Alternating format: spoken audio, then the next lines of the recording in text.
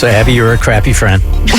Not only was I a crappy friend, but I was a terrible person, or at least that's how I felt when this all went down. I think the one big lesson I've learned about successful friendships and successful relationships is the ones that are going to stand the test of time are the ones where people can accept you making mistakes and not hold those mistakes over your head. They're able to move past it and forgive and maybe not forget, but you're able to work through those. I feel like that seems really simple, but it's not, at least in my experience. And I found out that I have a really good friend here in Atlanta, and I wanted to thank her publicly, of course, after already thanking her privately. So I'm a little nervous to tell this story because I feel like when we come on the air, we tell funny stories or we tell stories about things that are going on in our lives. And I'm like, this is a story where I really just royally screwed up. This is a monumental mistake. If you are going to rank friendship errors you could do in your lifetime, to me, this is a federal offense. The only people that are allowed to comment on this online are the people that have never made a mistake in their life. Oh, yeah. Okay. Everybody on Facebook is perfect. Like, that's what when you sign up, the terms and conditions are like, have you never made a mistake ever? And here's me owning up to my mistakes. So feel free to flame me in the comments because I'm sure you will when this gets posted to Facebook. So this is the year that all my friends are pregnant. I know maybe 5 or 6 people that are having kids this year, and they're all having girls. There is going to be a massive girl gang happening in the next couple of years because every person I know is expecting a baby girl, which is so exciting.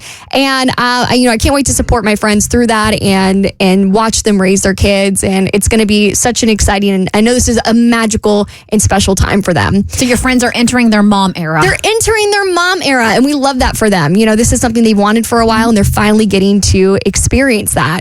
So one of my friends here in Atlanta was actually the first to drop the news that she's having a kid. And so I was like, oh my God, that was such a wake up call. I was like, oh, we're at that age where people are not only having kids, but they are trying to have kids. Isn't it crazy? The first close friend of yours that says that, that tells you and tells the crew that, they're pregnant, they're having a baby.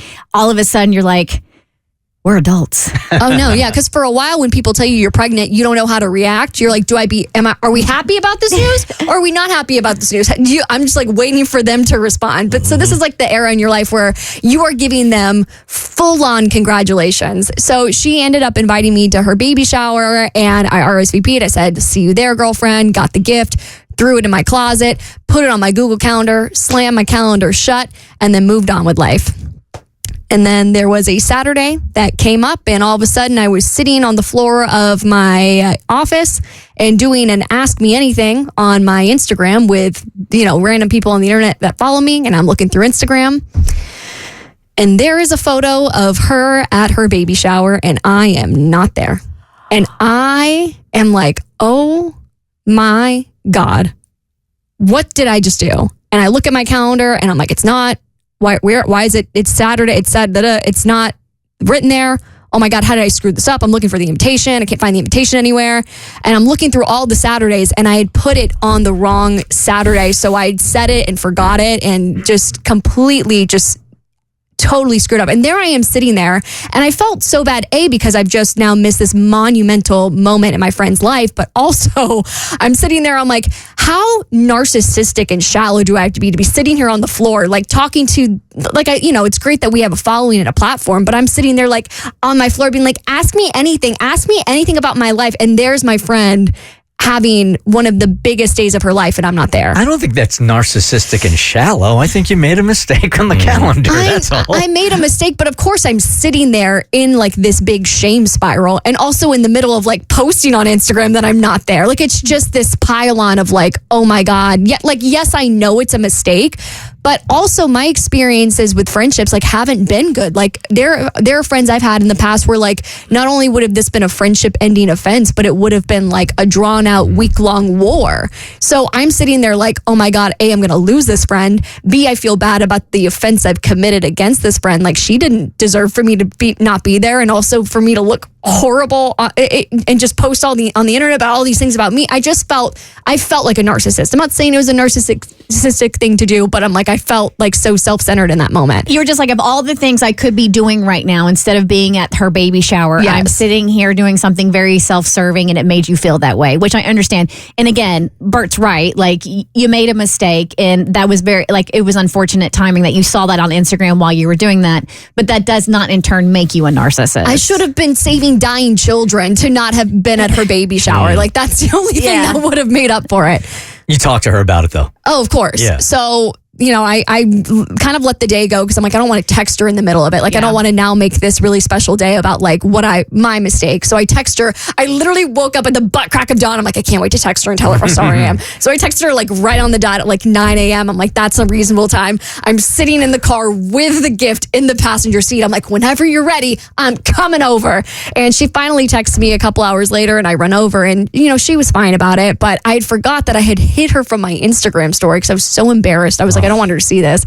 And she noticed, and she texted me last week, and she's like, I just want to make sure we're good. I'm like, no, I just want to make sure that we're good. And she showed me so much grace, and it just really showed me that this is a friend that I can really count on. And I just truly appreciated her showing me so much grace for, to me, what was a huge, huge offense against her. It's really awesome that she did show you that grace. I wonder if one of the lessons here is you should show yourself as much grace as your friend did. Because I'm not really sure when it started to happen for me, and I still struggle with it a little bit.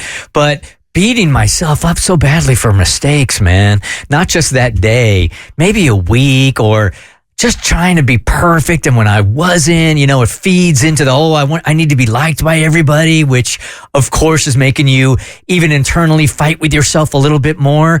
Just learning to apologize to yourself and then moving on. I'm not sure when that happened for me, but I'm way better at it now.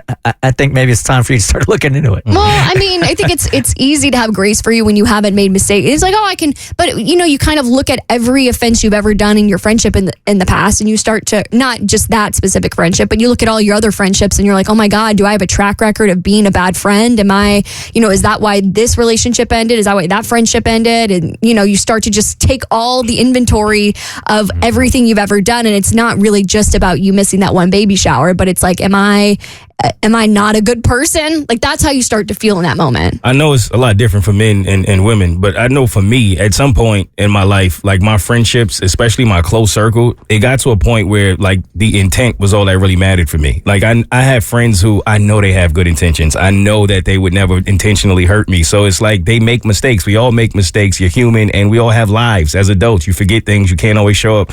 But I think like you get to a point where you just understand your certain friends and you just know who they are. And they would have to do a lot for me to feel like I'm cutting them off, because we're just beyond that.